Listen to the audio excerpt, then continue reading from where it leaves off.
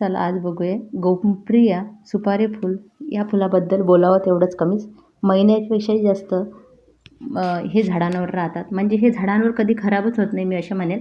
आणि हे तसं तर वर्षभर झाड आपल्याकडे चांगलं राहू शकते. उन्हाळ्यात त्याची अवस्था थोडी खराब झाली होती. पाऊस पडला परत हे झाड माझी छान ग्रो व्हायला लागले. फुलं तर एवढे जास्त राहतात की याला येऊनच बागेमध्ये खूप छान प्रसन्न वाटते. आणि हे फुलं आहे ना आपण फ्लॉवर पॉट वगैरे कशालाही सजू शकतो. बघा आता हे जाडे जेव्हा फुलं असे तयार होतात ना, हे आपण बी म्हणून जमिनीत टाकू शकतो. पण आज मी तुम्हाला कटिंग लावून दाखवते. बघा हे कटिंग मी अशीच ज्या कुंड्यामध्ये खोचली होती ना, त्या कुंड्यामध्ये बघा याच्या मुळ्या दाखवते तुम्हाला किती छान येते. हे झाड आपण कटिंगपासूनही ग्रो करू शकतो आणि आपण फुलांपासून सुद्धा ग्रो करू शकतो. हे मला दाखवायचं होतं. चला पाण्यामध्ये धुवून हे कटिंग दाखवते. बघा किती छान पांढऱ्या मुळ्या आल्या आणि हे पण काही कमी दिवसात.